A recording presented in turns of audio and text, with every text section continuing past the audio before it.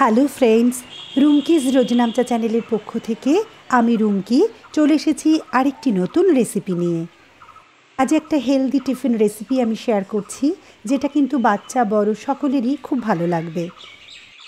আমি নিয়ে নিয়েছি 1 বাটির একটু কম রোস্টেড সুজি, সেটা একটু গ্রাইন্ড করে নিচ্ছি।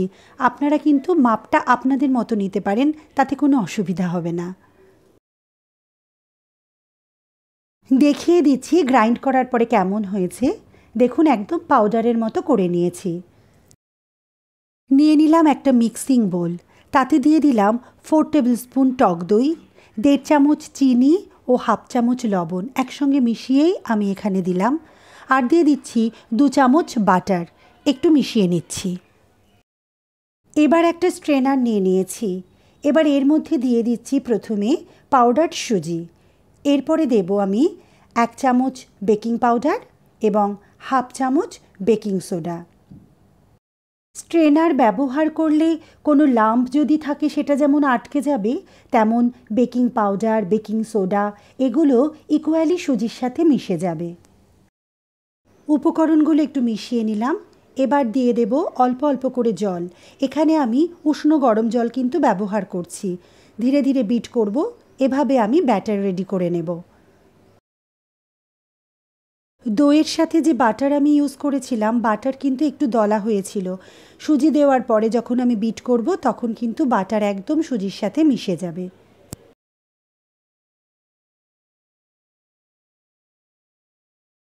ব্যাটার রেডি হয়ে গেছে। ব্যাটার কীরকম হবে সেটা আমি আপনাদের একটু দেখিয়ে দিচ্ছি। দেখুন, এইরকম হবে ব্যাটার। এবার নিয়ে নিয়েছি একটা মোল্ডের ভেতরটা অয়েল ব্রাশ করে নিচ্ছি।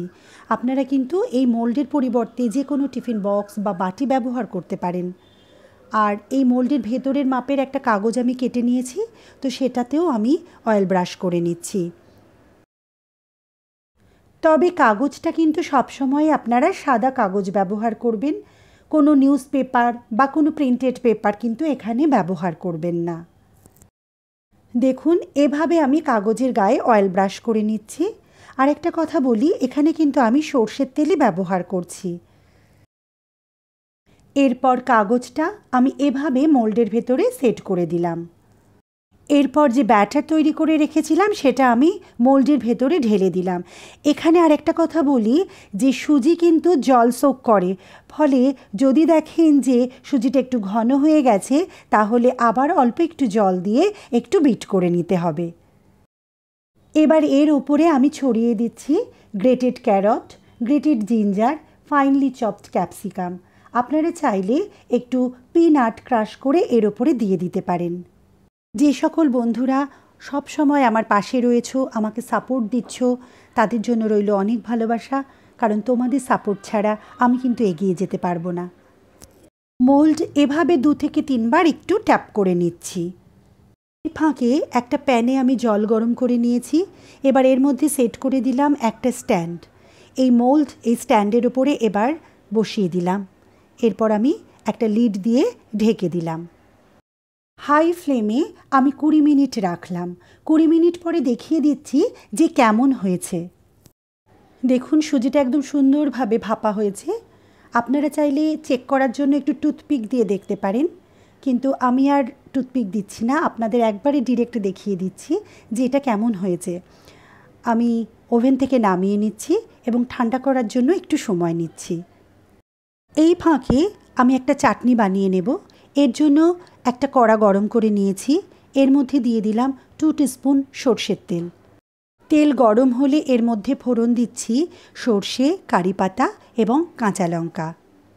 দিয়ে দিচ্ছি আগের থেকে ভিজিয়ে রাখা অল্প পরিমাণে ছোলার ডাল। এরপরে জল দিয়ে দিচ্ছি। জল দেওয়ার পরে দিয়ে দেব স্বাদ মতো লবণ এবং চিনি।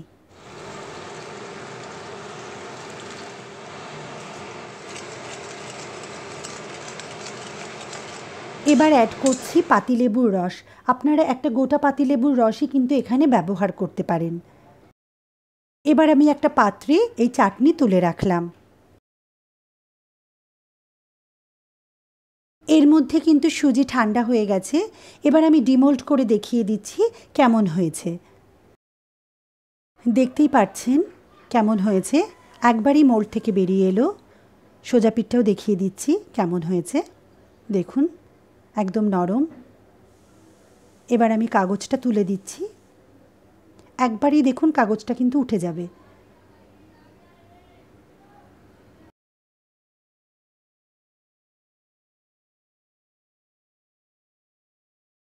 এবার আমি একদম গরম গরম চাটনি এর উপরে ছড়িয়ে দিচ্ছি। যে সকল বন্ধুরা আমার চ্যানেলে প্রথম, তাদের অনুরোধ করব আমার চ্যানেলটি সাবস্ক্রাইব করে লাইক কমেন্ট শেয়ার করে এবং বেল আইকনটি প্রেস করে আমার পাশে থাকার জন্য। বেল আইকনটি প্রেস করলে আমি যখনই কোনো নতুন ভিডিও পোস্ট করব তখনই নোটিফিকেশান আপনাদের কাছে পৌঁছে যাবে। আমি কেটে নিয়েছি, কাটার পরে কিন্তু আমি খানিকটা চাটনি এর উপরে ছড়িয়ে দিচ্ছি। এতে কি হবে, এতে ভেতরে খুব ভালো করে চাটনিটা ঢুকে যাবে, ফলে খেতে আরও বেশি ভালো লাগবে। এবার দেখিয়ে দিচ্ছি যে পিসগুলি কেমন হয়েছে।